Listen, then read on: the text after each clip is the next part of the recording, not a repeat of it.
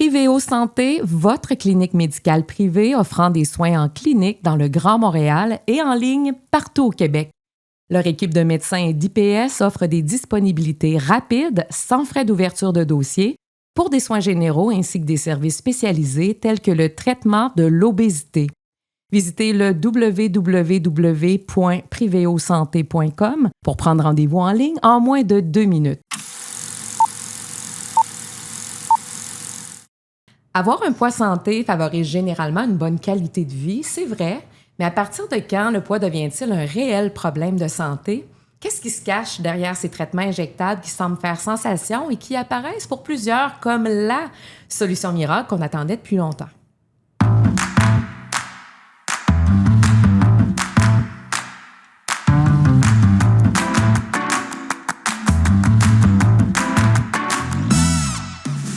Bienvenue à Là pour toi, le balado sur la santé qui informe et qui fait du bien.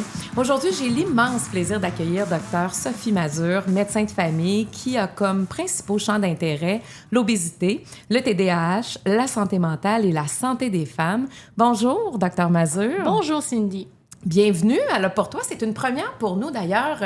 On se connaissait pas avant cet événement-là. Ça me fait plaisir d'être ici, vraiment. Moi aussi, vraiment. Je pense qu'on est deux personnes avec un peu la même vibe. On a de l'énergie, puis on a surtout le goût de transmettre nos connaissances pour aider le public à prendre soin d'eux-mêmes. Et ce qu'on va faire aujourd'hui, en fait, c'est guider notre auditoire dans une discussion essentielle pour mieux comprendre l'obésité et répondre aux questions aussi entourant la gestion du poids avec les médicaments injectables. On va poursuivre cet échange dans un deuxième épisode où l'aspect psychologique de la gestion du poids sera exploré. On parlera particulièrement d'insatisfaction corporelle et de son lien avec la pression des standards de beauté qui peut rendre difficile l'acceptation de soi.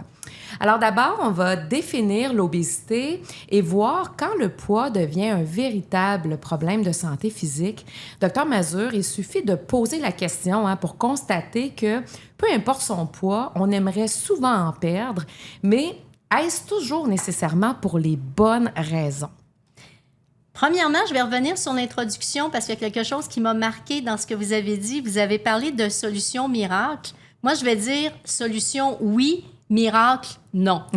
Puis on va en reparler tantôt quand on parle de ces fameuses injections-là. Fait que oui, c'est des solutions super intéressantes qui font partie de notre arsenal thérapeutique, mais il n'y a rien de miraculeux là-dedans, même si c'est la perception que certaines personnes ont. C'est pas il n'y a pas de miracle ici. Donc, on avait dit, la question était... En fait, c'est est-ce que les gens veulent toujours perdre du poids pour les bonnes raisons ou souvent, ça peut être d'ordre esthétique, par exemple? En fait, c'est pas toujours pour les bonnes raisons.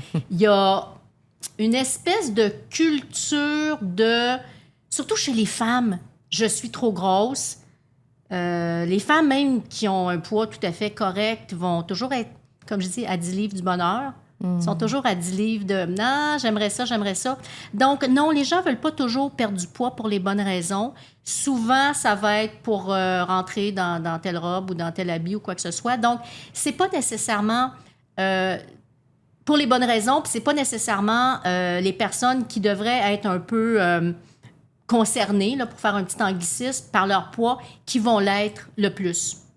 Puis est-ce que nos poignées d'amour sont toujours un indicateur qu'il faut perdre du poids? Non, absolument pas. Non. À un moment donné, il y a le fameux IMC dont on va parler tantôt, là. Le poids santé avec 3 paires de guillemets, c'est pas vrai que tout le monde doit avoir un certain poids par rapport à une certaine grandeur. C'est sûr qu'il y a certains poids qui vont nuire à la santé, mais les petites poignées d'amour, là, il n'y a pas de problème avec ça. On peut les endurer, hein?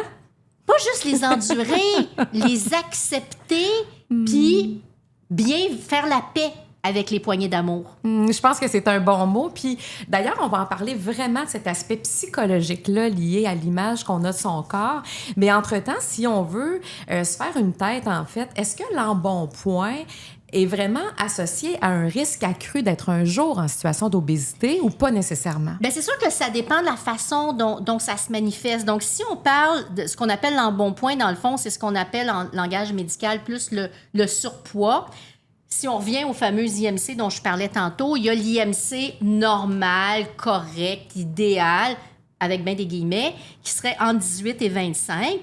De 25 à 30 d'IMC, on parle de surpoids. Puis ensuite, à partir de 30, on parle d'obésité. Donc, obésité modérée, sévère, puis ensuite morbide. Donc, est-ce que le surpoids ou embonpoint mène à l'obésité? Des fois oui, des fois non. Des fois, les gens ont juste un petit surpoids qu'ils vont garder toute leur vie. Les petites poignées d'amour, c'est correct, il n'y a pas de problème. Mais des fois, les gens sont sur une espèce de tangente ascendante vers l'augmentation de poids à chaque année, à chaque mois, régulièrement. Puis, ben cette espèce de surpoids-là va éventuellement mener à une obésité qui va être de pire en pire, oui. Donc, des fois oui, des fois non. Surtout, j'imagine, c'est lié à des mauvaises habitudes de vie. À des mauvaises habitudes de vie et des fois à certains moments charnières dans la vie, mettons, la vie des femmes, les grossesses, prise de poids des fois trop importante en grossesse, difficulté à perdre le poids après, etc. Donc, il y a des moments charnières dans la vie qui vont être associés à des prises de poids, oui. Fait qu'il faut l'accepter. Ça fait comme partie du développement d'un être humain normal, Il faut l'accepter, mais à un moment donné, non, ça peut être problématique, effectivement. Donc, une certaine prise de poids, de ne pas garder le poids de ses 20 ans quand on en a 40, c'est correct. Mais à un moment donné, si on est sur une constante augmentation, ben ça peut devenir problématique. Puis là, ça peut devenir dérangeant. Puis certaines personnes peuvent être troublées, puis décider de faire quelque chose avec ça, puis que ce soit tout à fait normal. Là. On est au-delà des petites poignées d'amour. Puis ça, on l'entend souvent. Tu sais, le fameux jean Santana qu'on attachait à fourchette quand on était adolescent. Oui. Rendu à 45 ans, Non. c'est normal qu'il me fasse plus. Hein? C'est pas normal. Non, c'est normal, on est ailleurs. On est ailleurs à ce moment-là, oui. Puis, vous avez parlé un peu de l'IMC, en fait, qui est l'indicateur de la corpulence d'une personne, qui est basé sur son poids et sa taille. Cet IMC-là ne tient pas compte de la répartition de la graisse ni de la masse musculaire d'une personne. Donc, est-ce encore un indicateur qui est considéré fiable ou pas? C'est un bon indicateur, mais c'est pas le seul. Puis, parmi les meilleurs indicateurs, je dirais, il y a la mesure de la circonférence abdominale, là, avec un bon tape de couturière, là, de mesurer la circonférence abdominale.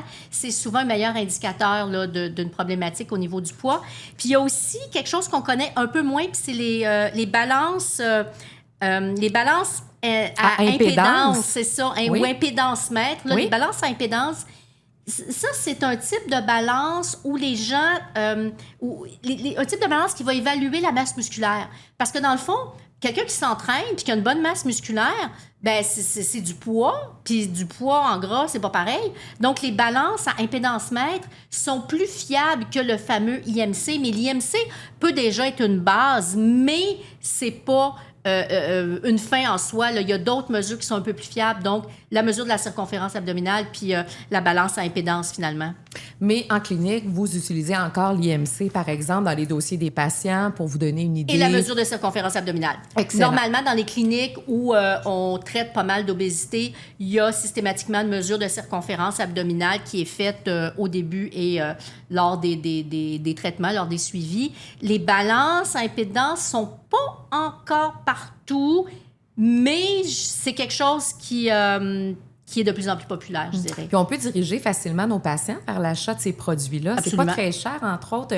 J'en ai acheté une, moi, il y a quelques années, sur Amazon, à peu près 75 $. Et effectivement, ça nous donne aussi les tendances. Puis, je pense que toutes les cliniques devraient avoir ça. Ultimement, on devrait aller vers ça parce que c'est des meilleurs indicateurs. Autrefois, quand on parlait pas d'IMC, on parlait juste du poids. Mais là, on tenait pas compte de la grandeur de la personne. Là, avec l'IMC, c'était comme mieux que le poids, mais avec la balance à impédance, on va être au-delà de l'IMC, en fait. Ouais.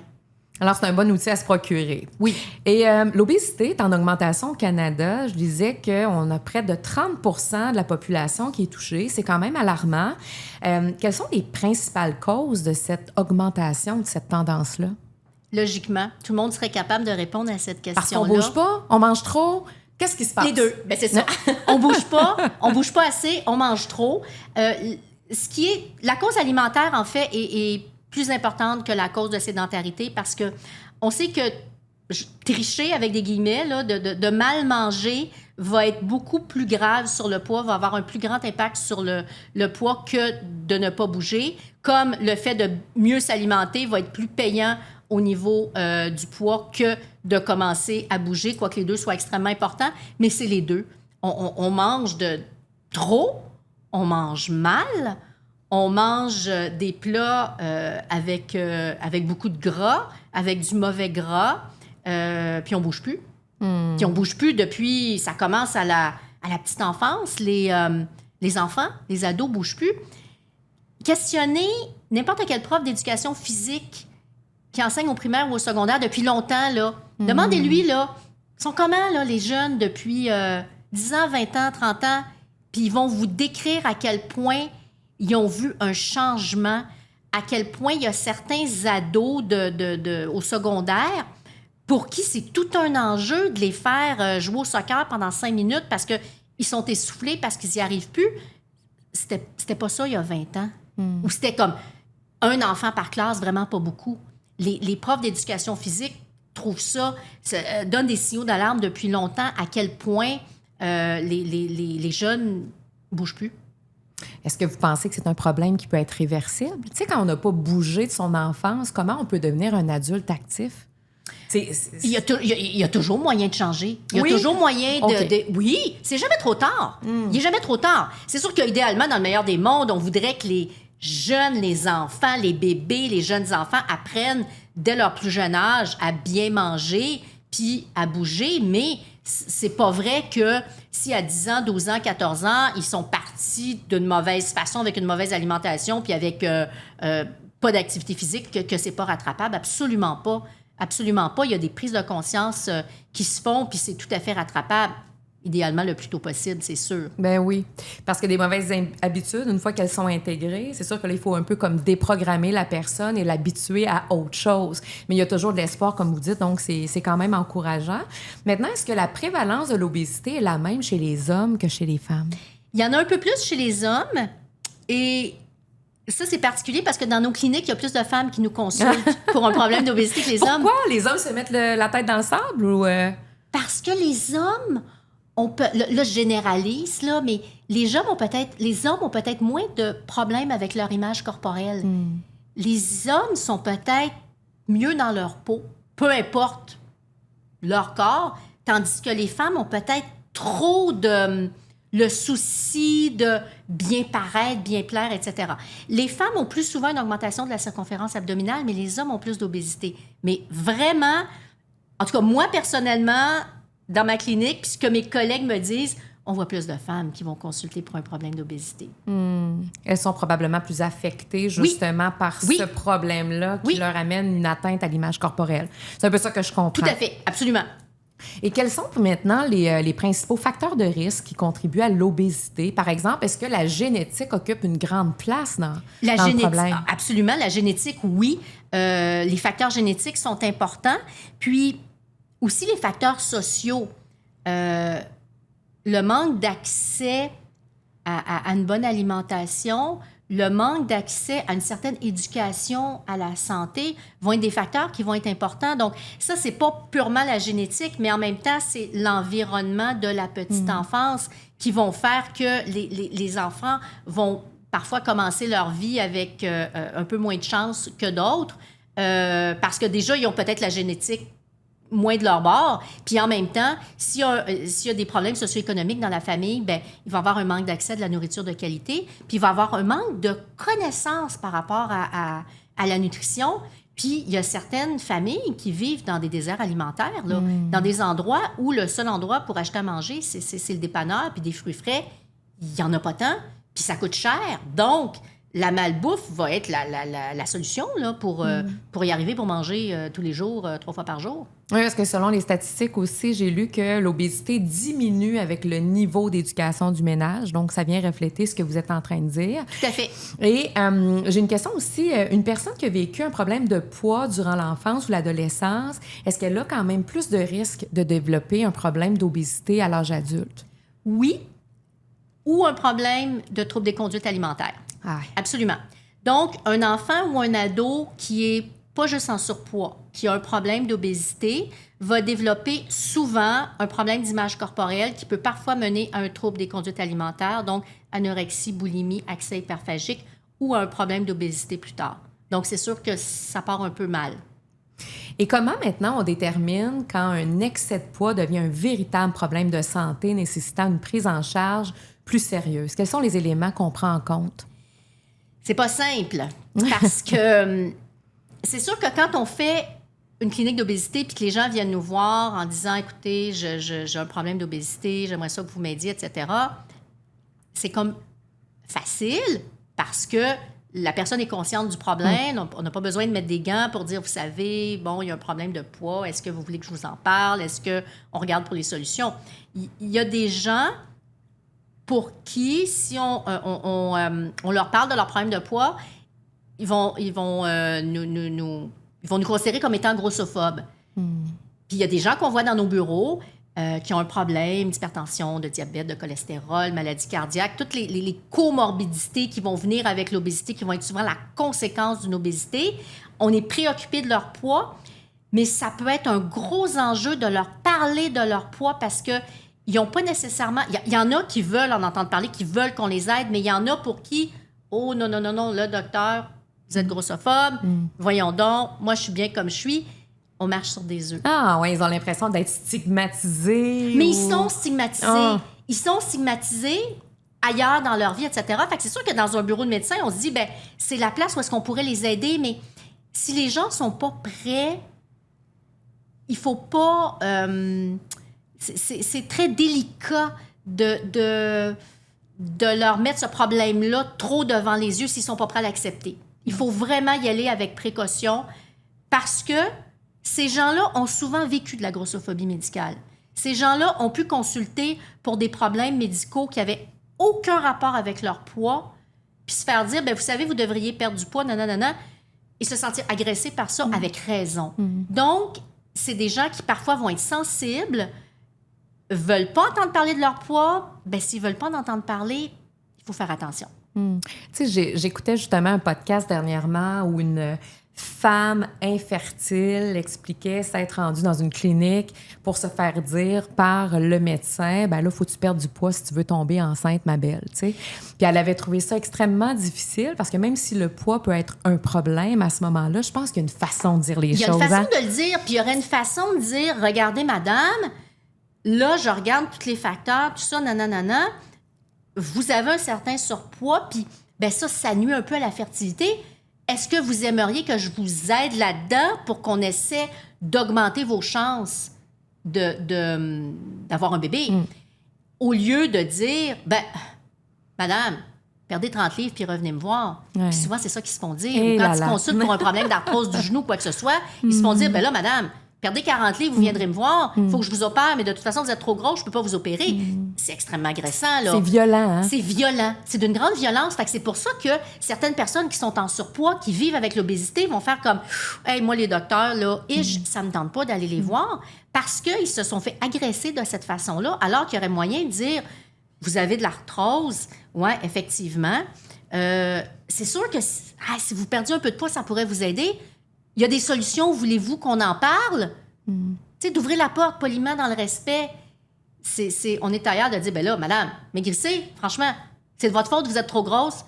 Perdez du poids, puis après ça, vous viendrez me voir, puis on en pourra en parler. C'est ça qu'ils se font dire des fois. Ah non, fait que il y a vraiment des approches qui doivent changer. Oui. Puis, par contre, les risques pour la santé, le fait d'être en surpoids ou de vivre l'obésité, sont réels. Quelles sont les complications les plus courantes? Tu sais, souvent, on va penser au diabète, aux maladies cardiovasculaires, mais est-ce qu'il y a autre chose là, de laquelle on devrait s'inquiéter? Bien, diabète, maladie cardiovasculaire, hypercholestérolémie, hypertension, mais il y a aussi un paquet de cancers qui sont associés à l'obésité, puis beaucoup de cancers. Là, on parle du cancer colorectal, du cancer du sein, utérus, thyroïde, pancréas, rein, œsophage, prostate, ovaire, vésicule, le myélome multiple. Il y en a là beaucoup de cancers qui vont être augmentés pour les personnes qui vivent avec l'obésité. Pourquoi? Simplifier. En langage simple, là, c'est une question d'inflammation, obésité, inflammation, plus d'inflammation, cancer, mais il y a un paquet de cancers qui sont augmentés.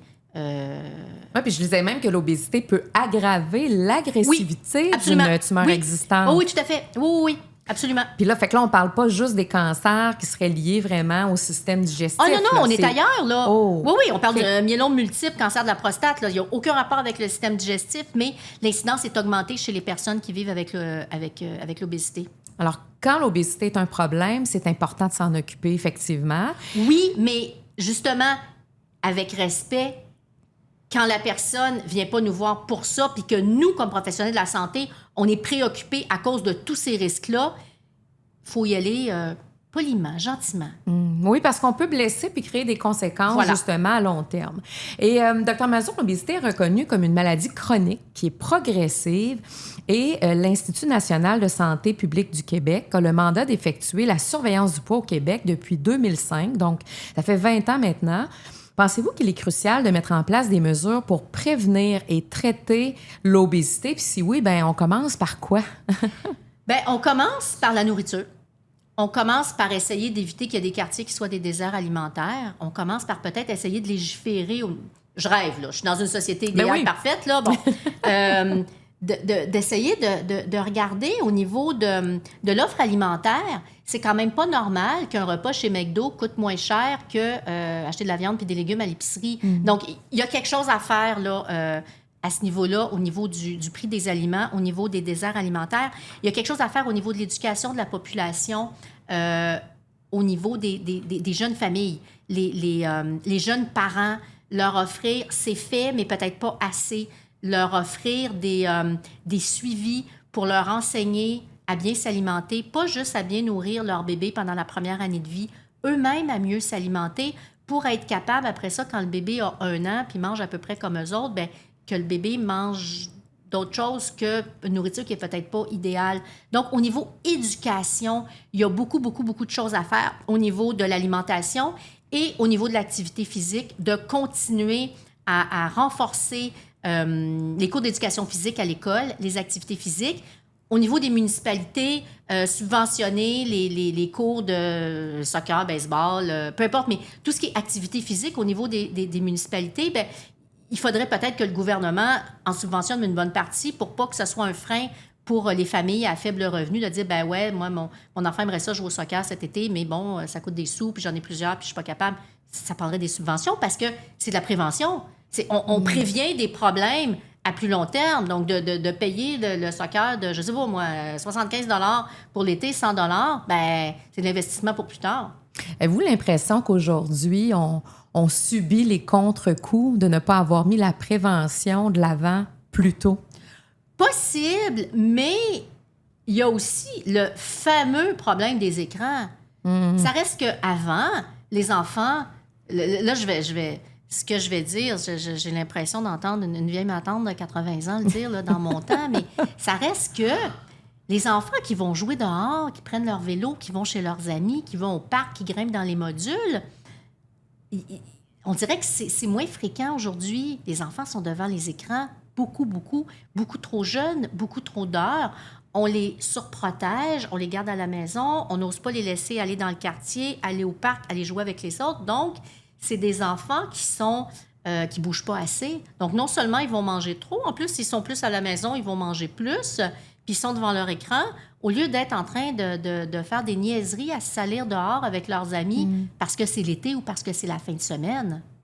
Non, effectivement. Fait que le problème est quand même majeur. Et là, ce que j'entends, c'est vraiment, ça va passer par l'éducation, des politiques aussi publiques pour favoriser justement un système où on favorise l'alimentation saine, l'activité physique. Mais qu'est-ce que vous pensez, par exemple, des traitements médicaux comme la chirurgie bariatrique? Est-ce que c'est un investissement pour le système de santé publique? Absolument. Parce que... j'ai pas d'idée des coûts, là, mais qu'on parle de chirurgie bariatrique ou de molécules, de médicaments, les fameux médicaments d'injection dont on va parler tantôt pour perdre du poids, ça reste que c'est un investissement qu'il faudrait demander, en fait, à des économistes, puis à des actuaires, puis à des gens qui jouent avec les chiffres, combien on sauve en finançant les chirurgies bariatriques. Oui, elles sont payées, donc ça, c'est pas un enjeu, mais les médicaments qui souvent sont pas payés, mais combien on sauve sur les maladies chroniques qui vont se développer après chez une personne qui vit avec l'obésité au niveau cardiaque, au niveau des cancers, etc., etc. Il faudrait que les chiffres, il faudrait qu'il y ait des études qui le prouvent avec des chiffres. Puis peut-être qu'à ce moment-là, le gouvernement pourrait suivre les recommandations de l'INSPQ qui disent l'obésité est une maladie chronique, il faut agir à long terme pour ça. Oui, parce que pour ceux qui ne le savent pas, qui pourraient nous écouter présentement, la chirurgie bariatrique n'amène pas seulement une simple perte de poids. Là. C'est qu'on vient, dans plusieurs cas, régler des problèmes de maladies chroniques, des hospitalisations, des complications qui pourraient survenir, là, qui sont directement liées à un problème de poids. Donc, c'est savoir le coût-bénéfice de ce type d'intervention-là. Mais c'est ça. Comme je dis, la chirurgie bariatrique est payée. Ça, c'est payé, le gouvernement paye, mais les médicaments ne sont pas payés. Mais ça reste chirurgie bariatrique. Bon, il n'y en a pas assez, la liste d'attente est trop longue, etc., etc. Mais bref, d'investir dans le traitement de l'obésité et dans la prévention de l'obésité, on investit, c'est de à mon avis, je ne suis pas économiste, mais c'est rentable parce qu'on s'évite les problèmes cardiaques. Je veux dire, quelqu'un qui est soigné pour un infarctus, quelqu'un qui a une dilatation, quelqu'un qui a une chirurgie cardiaque, qui a une transplantation, ça coûte cher. Ça coûte cher, là. On est loin du paiement des médicaments injectables pour quelqu'un qui en aurait besoin. Puis la chirurgie bariatrique, elle, est-ce que ça fonctionne 100% du temps ou il y a des patients qui subissent des échecs? Il y a des patients qui subissent des échecs, mais c'est surtout les patients qui ne sont pas accompagnés dans un suivi à long terme. L'obésité est une maladie chronique. Les personnes qui vivent avec l'obésité doivent être suivies toute leur vie. Autrement dit, quelqu'un qui se fait opérer, qui a une chirurgie bariatrique, qui perd le poids désiré, si on le laisse tout seul dans la nature, les statistiques de reprise de poids sont quand même assez effarantes. C'est vrai? Oui, absolument.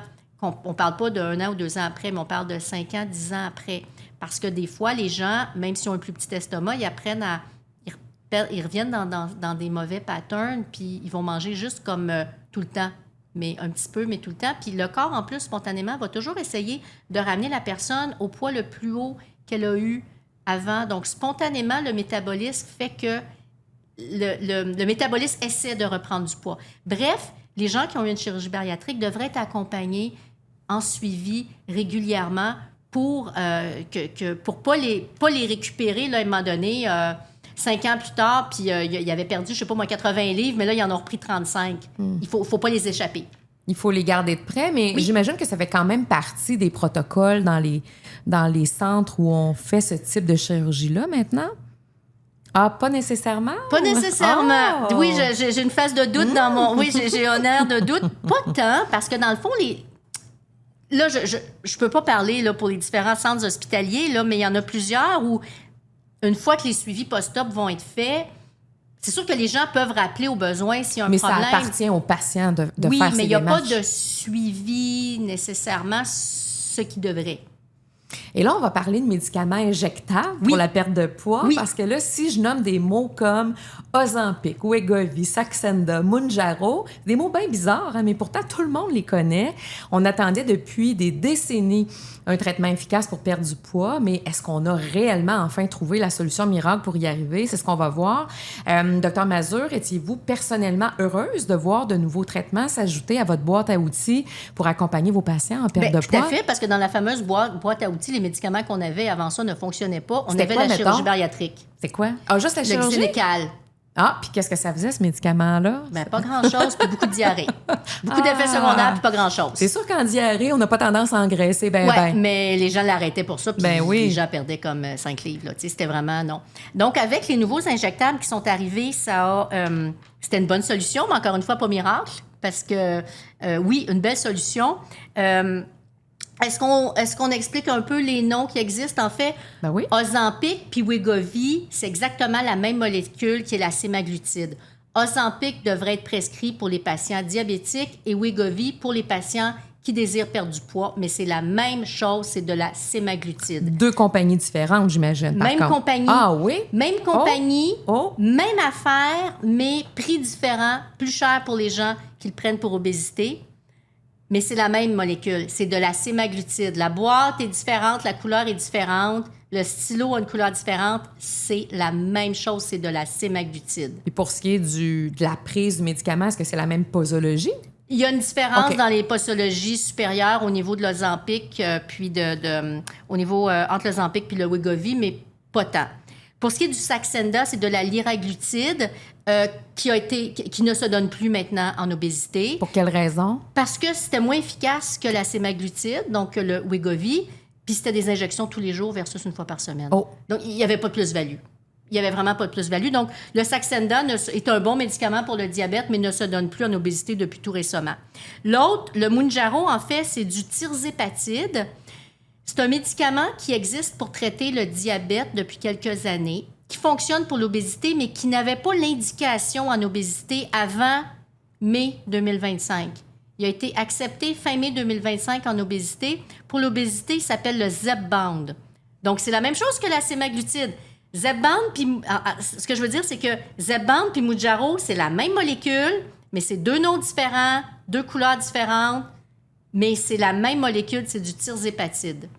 Mais il y en a une pour le diabète, une pour l'obésité. Juste pour mélanger un peu le monde. Oui, puis là, ces médicaments-là ont été quand même initialement développés pour traiter le diabète de type 2. Oui. Mais là, maintenant, ce que je comprends, c'est qu'ils ont vraiment l'indication pour traiter l'obésité. Fait que vous ne prescrivez pas hors indication comme médecin. Non. Mais il y a été un temps où vous l'avez prescrit hors indication. Ça pouvait être prescrit hors indication avant que ce soit approuvé par Santé Canada en obésité, mais c'était approuvé ailleurs. Non, c'est ça. C'était quand même une bonne pratique. On savait que c'était pas dangereux, oui. Ça. Mais c'était pas by the book, c'était pas approuvé par Santé Canada. Mais on savait qu'il était approuvé aux États-Unis, qu'il était approuvé dans certains pays d'Europe. Donc, on savait qu'il était pas dangereux, mais c'était pas encore approuvé. Là, ils sont approuvés par Santé Canada. Donc, la sémaglutide et le tirzépatide. Et tous les patients obèses sont-ils éligibles à recevoir ces traitements-là ou il y a encore une fois des critères vraiment spécifiques à respecter pour la prescription? La majorité des patients sont éligibles, en fait, ceux qui sont intéressés à l'utiliser. En fait, les contre-indications sont vraiment, vraiment minimes, là. C'est quand il y a un antécédent personnel ou familial de carcinome médulaire de la thyroïde ou un syndrome de néoplasie endocrinienne multiple. Bref, c'est un cancer très rare au niveau de la thyroïde ou au niveau des glandes. C'est très rare. Mais si la personne a eu ça ou il y a eu ça dans la famille, c'est une contre-indication. C'est à peu près tout. Mais là, c'est une contre-indication, mais est-ce que c'est possible que le traitement amène cette complication-là? Ça n'a pas été... Il y a eu une augmentation du risque de pancréatite avec le traitement, mais encore une fois, c'est très, très rare. Les pancréatites, si je me souviens bien des chiffres, c'est 0,1 % de la population. Avec le médicament, on arrivait à 0,2. Donc oui, c'était une augmentation statistiquement significative. J'espère que je ne me trompe pas dans mes chiffres, mais on parle de quelque chose de très rare. Ça, c'est comme n'importe quoi. Hein? Tu sais, on ne parle jamais des avions qui ne s'écrasent pas. Hein? Oui, non, mais c'est ça. En fait, la plupart des gens qui vont avoir des problèmes avec la médication, c'est pas des gens qui vont avoir des complications majeures. C'est qu'il y a des gens qui vont avoir des effets secondaires qui le toléreront pas. À ce moment-là, ils vont l'arrêter. Mais des effets secondaires majeurs, graves, il n'y en a pas tant. Donc, c'est généralement bien toléré. Oui. Par contre, moi, je me rappelle, là, je faisais quand même l'enseignement à mes patients, là, justement, de l'injection. Bon, on pouvait s'attendre quand même à de la diarrhée, des fois des changements. Il y en a que c'est la constipation aussi. Un changement vraiment au niveau de l'appétit, évidemment. C'est un peu ce qu'on veut. Ça, c'est l'effet désiré, oui. Exactement. Donc, il n'y a pas d'autres effets secondaires auxquels vous pensez, là? Les effets secondaires majeurs, c'est au niveau digestif. Puis, souvent...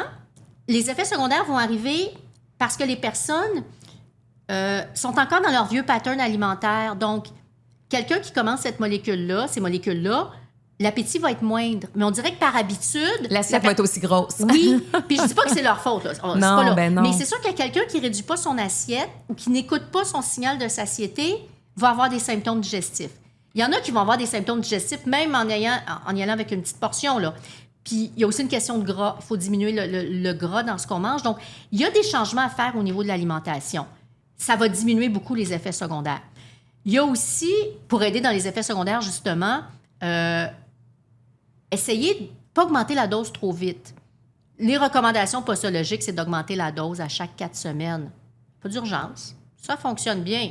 On peut bien rester 1 mois, 2 mois, 3 mois la même dose. Oui, mais nos patients nous jouent des tours des fois. Ils augmentent la dose trop vite. Moi, c'est ce que j'ai vu. Tant que ça marche, on garde à la même dose, puis après ça, on l'augmentera. Mais il y a des gens qui ne le toléreront pas, malgré le fait qu'ils ont diminué l'assiette, ils ne prennent pas de gras, etc. Puis, ben, ils ne tolèrent pas, on l'arrête, on réessaye, etc. Puis, même à petite dose, ils ne tolèrent pas. Ça arrive. Mais la majorité des patients vont bien le tolérer avec une augmentation tranquille de la dose. et un changement des habitudes alimentaires. Absolument. Puis là, on va recommander à nos patients, justement, d'associer quand même l'activité physique puis des changements à leur alimentation. Absolument. C'est pour ça que je disais depuis tantôt, je dis non, c'est pas une solution miracle. C'est une solution, mais pas miracle. En fait, c'est une solution qui permet d'aider aussi à mettre les autres... les autres méthodes en place, c'est-à-dire exercice physique et diminution de l'alimentation. Fait que ça induit une facilité à mettre ces mesures-là en place. Donc, c'est de faire tout ça en même temps qui va être qui va donner un bénéfice vraiment là, au niveau de la perte de poids. Autrement dit, la personne avec la médication va voir une diminution de son appétit, va manger moins, va faire attention à ce qu'elle mange, va avoir moins le goût de manger n'importe quoi. Donc, il faut aussi instaurer l'activité physique. À ce moment-là, c'est une solution win-win. Mais ça, je pense que c'est un cercle vertueux. C'est comme ça qu'on dit ça. Oui. Tu sais, dans le fond, quand on commence à voir le contraire des du résultats... Oui, c'est ça. Quand on commence à voir des résultats tangibles, là, quand on s'embarque dans la démarche, ben j'ai comme l'impression qu'on a comme le goût. Bien, les gens qui viennent nous voir pour, justement, parce qu'ils ont un problème de poids puis parce qu'ils veulent éventuellement de la médication, ils ont tout essayé. Souvent, là, les diètes, là, ils vont nous en parler. Là. Ils connaissent un keto, Atkins, toute la gang. Ils ont essayé, puis là, ils se sont mis à s'entraîner. Typiquement, là, c'est des gens là, qui ont fait vraiment, qui me disent, là, écoutez, là, pendant 6 mois, là, j'ai fait ça, j'ai bougé ça. J'ai perdu 1,5 livre, ça m'a écœuré, j'ai tout arrêté. Mais là, ils commencent la molécule, ils diminuent leur alimentation, ils bougent, puis là, ils voient les chiffres sur la balance diminuer. C'est payant. Fait que là, ils sont contents. Mais en aucun cas, Dr Masur, on devrait considérer ces médicaments-là comme un traitement esthétique. Hein? C'est vraiment un traitement médical. Oui. Puis tu sais, avec plus de la moitié des Québécois qui souhaitent perdre du poids, est-ce que vous en recevez souvent des demandes farfelues? Tu sais, des gens qui viennent vous voir, sont tout minces, puis ou tu sais, sont vraiment insatisfaits de leur corps, puis ils vous disent, moi, je veux une prescription, puis ils vous mettent la pression. Est-ce que ça arrive, ça, encore? Oui, mais à ce moment-là, moi, je vais vraiment avec l'IMC. C'est une question d'IMC. On disait que ça suffisait pas, mais ça reste que c'est un bon indicateur. Quelqu'un qui n'a pas les critères selon l'IMC, mais qui dit, oui, mais moi, normalement, oui, mais si vous comprenez pas, c'est parce que moi, normalement, je pèse 118, puis 118, c'est mon vrai poids, puis même si là, je suis à 132, puis que vous me dites que mon IMC est normal, moi, je suis pas bien là-dedans. Ça, c'est pas médical, là. C'est pas médical, c'est pas une indication de traiter d'aucune façon. Parce que les indications de par l'IMC, c'est en haut de 30 d'IMC ou en haut de 27 avec une comorbidité comme hypertension, maladie cardiaque, diabète. Donc, c'est des chiffres qui sont tangibles. On pèse la personne, on mesure la personne, on calcule l'IMC, on dit, écoutez, madame, monsieur, vous n'avez pas un problème d'obésité, là. Vous êtes peut-être à 10 livres du bonheur, mais le problème, c'est pas... De mon côté, puis du côté de, je pense, la majorité des personnes qui vont soigner et traiter les gens, il n'y aura pas de prescription de molécules à ce moment-là. C'est le genre de personnes qui vont aller l'acheter sur le marché noir. Oui, ça, c'est un autre problème. Oui, hein? Sans absolument. surveillance, on va en reparler. Mais les traitements, ce qui sont généralement efficaces, ça serait quoi, par exemple, les résultats typiques qu'un patient peut espérer? Combien de poids il peut perdre et en combien de temps, par exemple? 15 de perte de poids avec la sémaglutide, qu'on connaît bien, donc le Wegovy ou le Ozempic, qui devrait être Wegovy. Le tirzépatide, on n'a pas encore d'expérience parce qu'il vient d'être autorisé au mois de mai là, en perte de poids, mais il paraîtrait qu'il serait aussi efficace, sinon plus, mieux toléré, moins d'effets secondaires, mais malheureusement plus cher. Donc, on parle de 15 avec la sémaglutide qu'on peut aller chercher, 15-17. Chirurgie bariatrique, c'est un 25 qu'on peut aller chercher. Donc, ça, c'est les chiffres qu'on a là, par rapport à la perte de poids. Fait que c'est quand même efficace. Absolument. C'est sûr, quand on regarde ça, là, tantôt, vous parliez peut-être de quelqu'un qui perd 1 livre en essayant un régime non, on est épouvantable. ailleurs. Là. 15 de perte de poids, là, quelqu'un qui perd 200 livres, là, ça part. Qui pèse 200 livres, ça part. Là, 15 de 200, c'est ça. Puis la perte de poids peut être rapide quand même. Donc, ça peut entraîner des effets secondaires généraux. Il ne faut pas que ça soit trop vite. Il n'y a pas d'urgence, là. Il faut que ça fonctionne, puis il faut que cette perte de poids soit maintenue. Mais le but, c'est pas de perdre 15 livres le premier mois, surtout qu'on commence à petite dose. Donc, c'est rare qu'il y ait une perte de poids importante à petite dose. Le but, c'est d'y aller tranquillement vers une perte de poids qui va se perdre au cours, je dirais, d'à peu près 1 an, quelque chose comme ça. Mais c'est pas en 3 mois là, qu'on veut perdre 40-50 livres. Ça se peut pas. Ça se peut pas. Là. C'est pas ce qui est visé non plus. Mais un patient, quand même rendu à un certain âge, là, je veux dire pas très vieux encore, mais par exemple dans la soixantaine, qui perd 20-30 livres, ça paraît au niveau du visage, au niveau des fesses, qu'on voudrait peut-être, des fois, on les a comme toujours eu rondes, mais là, tout d'un coup, ils sont rendus trop plates. Puis on a la face un peu plus émaciée, puis ça pendouille, puis les gens aiment pas ça. Moi, j'ai comme l'impression qu'à un moment donné, perte de poids ou pas, on peut toujours être insatisfait de notre corps et de l'impact, justement, d'une... Absolument. Puis, à ce moment-là, il faut détecter ce qui est problème d'estime de soi, problème d'image corporelle et problème d'obésité qui doit être traité. Ce qu'on a peur au niveau de la perte de poids, parce que vous parliez là, des gens dans la soixantaine, les dames âgées, on a peur à une sarcopénie, à une perte de la masse musculaire. C'est très, très important. Il faut y aller. Il faut faire attention aux personnes plus âgées qui vont prendre des médicaments pour perdre du poids parce qu'on ne veut pas qu'il y ait de perte de la masse musculaire. Il faut vraiment, vraiment, vraiment spécifiquement les faire bouger pour s'assurer de garder une bonne masse musculaire parce que sinon, il y a de risques d'autres problèmes, même si on diminue le risque de maladie cardiaque, cancer, etc., etc. Donc, il faut faire attention à ça. Puis sinon, là, la personne qui a perdu du poids, mais qui dit « Ah, ben oui, mais là, je suis ridée, là, je suis ci, là, je suis ça », à un moment donné, il faut quand même s'asseoir avec cette personne-là et dire, là, attends, là, il y avait un problème, tu te trouvais trop grosse, là, tu trouves que tu es ridée. Il faut en parler. Oui, absolument. Mais il reste que c'est des choses qu'on voit régulièrement. Puis je pense que comme professionnel, nous, il faut être outillés justement pour en parler avec nos patients. Puis une fois que le traitement est terminé, là, par exemple, le patient a atteint son poids idéal, est-ce qu'on arrête tout ça ou il y a une dose de maintien quand même qui... Malheureusement, on n'arrête pas tout ça. Et ça, c'est la pensée magique de la majorité des patients qui disent « Hey, moi, je vais avoir perdu mon poids, je fais un reset à 0, je garde mes bonnes habitudes, je vais garder mon nouveau poids. » C'est pas aussi simple que ça. Parce que, comme je disais tantôt, le corps va toujours essayer de revenir au poids le plus élevé qu'il a eu. Donc, la personne a perdu 40 livres, contente, ça va bien, etc. Dit « Bon, c'est beau, je vais arrêter ma sémaglutide, mettons. » OK. Toutes les chansons qu'on ne sera pas capable de l'arrêter, on va être capable de la diminuer, par exemple, probablement. Donc, on y va tranquillement, on diminue tranquillement. Puis à un moment donné, la personne va dire « ça commence à être difficile parce que je me rends compte que j'ai trop faim, que je mange plus, etc. Ah, j'ai repris 5 livres, etc. » Fait que souvent, on va arriver à diminuer la dose. À l'arrêter, c'est rare. Des fois, on arrive à l'arrêter pour quelques mois. À un moment donné, il faut en reprendre un petit peu. Ah, ouais. Ah oui. Puis, mais là, quand on dit, c'est quoi? C'est parce qu'on espace les doses? On donne juste des plus petites doses quand même à chaque semaine? Comment? En fait, l'obésité, c'est une maladie chronique. Donc, il faut partir avec l'idée, quand on embarque dans un traitement d'obésité, que c'est un traitement chronique qu'on va avoir à prendre à long terme.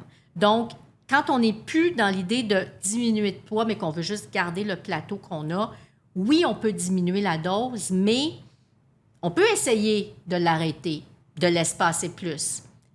Chaque personne a son chiffre, ça va être très différent d'une personne à l'autre. Mais c'est très rare.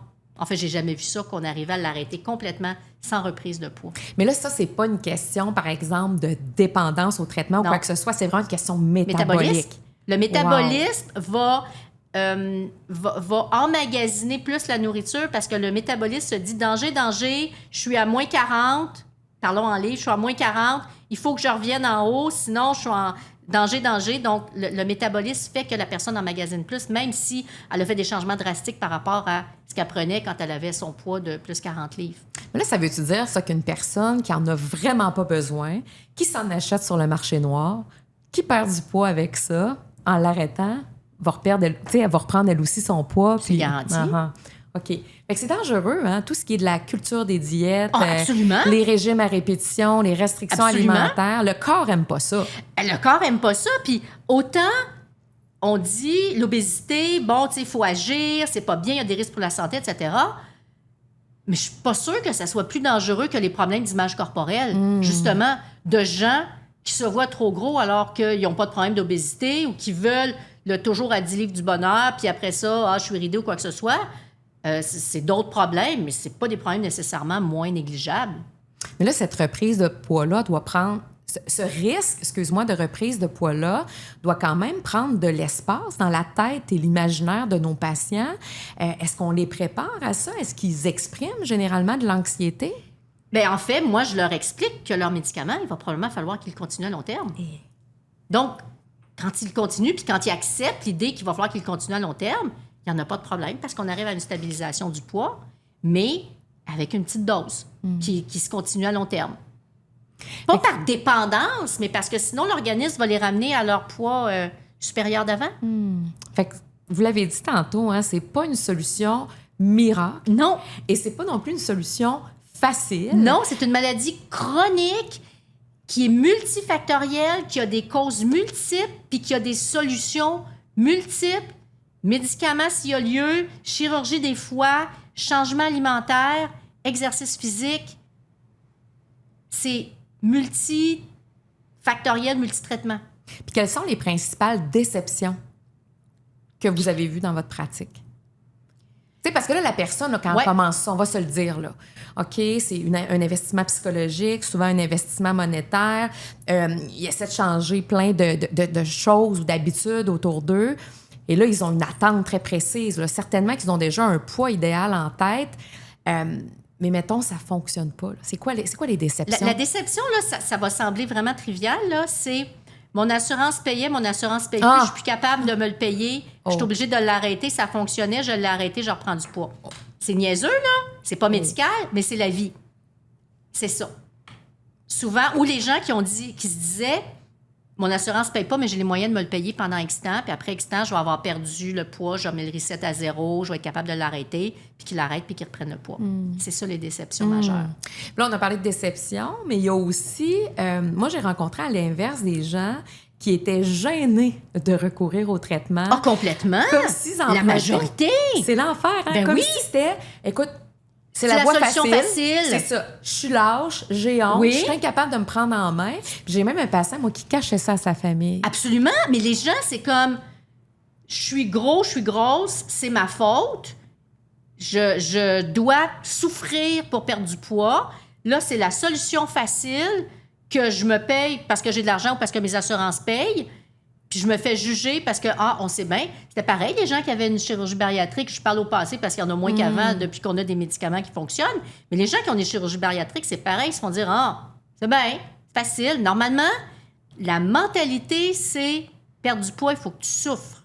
Tu sais, comme c'est niaiseux, là, peut-être, mais l'analogie qui me vient en tête, c'est... Gal gros qui se paye une chirurgie bariatrique, tu sais que le gouvernement paye la chirurgie bariatrique, il aurait pu se prendre en main, c'est un peu comme nos fumeurs qui ont un cancer du poumon et qui se font opérer, qu'on trouve ça donc bien épouvantable, mais à quelque part, tu sais, je pense qu'il faut comme société être tolérant puis comprendre que ces enjeux-là sont pas juste. Mais les gens qui jugent le plus ces gens-là, c'est ceux qui sont super minces, super maigres, malgré le fait qu'ils mangent n'importe quoi. Puis ça arrive, il y en a des gens comme ça. Comment ça, donc? Ils sont faits comment, ça eux autres? Le métabolisme est différent. Fait que donc, il y en a là, qui ont un super poids santé parfait, puis qui font rien pour. Puis eux autres, c'est comme, on sait bien, cette personne-là est grosse. C'est facile c'est facile de juger. Un déficit d'empathie, clairement, parce qu'ils ne comprennent pas cette réalité-là. Une empathie à zéro. Ils l'ont pas vécu, fait que ça peut pas arriver aux autres. Pour gérer les attentes de nos patients, justement, quels sont les principaux éléments qu'ils devraient savoir avant de prendre la décision de recourir au traitement injectable? Prise en charge à long terme. Oh! C'est pas une solution miracle, instantanée. Si on embarque là-dedans, on embarque là-dedans. Si on décide que c'est du court terme, toutes les chances sont que ça marche, mais qu'après ça, ils vont reprendre le poids. Fait qu'il faut qu'ils soient prêts à embarquer à long terme. Puis est-ce que vous pensez que dans un monde idéal, ça prendrait quand même vraiment un support psychologique par un professionnel de la santé, par exemple, expert en gestion de l'obésité ou de l'image corporelle? Peut-être pas pour tout le monde. Certaines personnes en auraient besoin, mais c'est pas tout le monde qui en aurait besoin. Parce qu'il y en a qui ont un surpoids, qui ont un problème d'obésité, mais qui n'ont pas de distorsion de l'image corporelle, puis ils perdent le poids nécessaire, sont bien contents avec ça, ça va bien, ils ont une idée réaliste. Probablement pas tout le monde, mais il y en a. Le toujours à 10 livres du bonheur ou jamais content, ou etc., etc. Il y a peut-être un problème d'estime de soi sous-jacent qui mériterait d'être traité, exploré par un professionnel de la santé, oui. Puis avant de terminer, justement, les professionnels de la santé suivent de près les traitements, comme avec l'Ozempic, par exemple, pour s'assurer d'une utilisation qui soit sécuritaire et efficace. Vous en avez glissé un mot tantôt. Il existe malheureusement un marché illégal sur le web pour se procurer ces produits-là sans prescription. Quel appel à la vigilance aimeriez-vous adresser à ceux qui seraient tentés, par exemple, d'acheter ces médicaments-là de manière non conforme? Bien, c'est super dangereux, là, mais c'est comme le Viagra, c'est comme les psychostimulants, c'est comme les narcotiques. Il y a des gens qui achètent n'importe quoi sur le web, mais c'est du grand n'importe quoi. On ne sait pas ce qu'il y a là-dedans. Les dosages ne sont pas les bons. Il n'y a pas de suivi médical associé. C'est jouer avec sa santé. Puis c'est valide pour tous les autres médicaments aussi qui s'achètent sur le marché noir. C'est vraiment pas une bonne idée. Non, vraiment pas. Vraiment, vraiment pas. Merci beaucoup, Dr Mazur. On va poursuivre cette discussion dans un prochain épisode où l'aspect psychologique lié au poids et à l'image corporelle sera abordé. Ça risque d'être très intéressant. Merci tout le monde d'avoir été à l'écoute. Soyez là pour le prochain épisode de Là pour toi.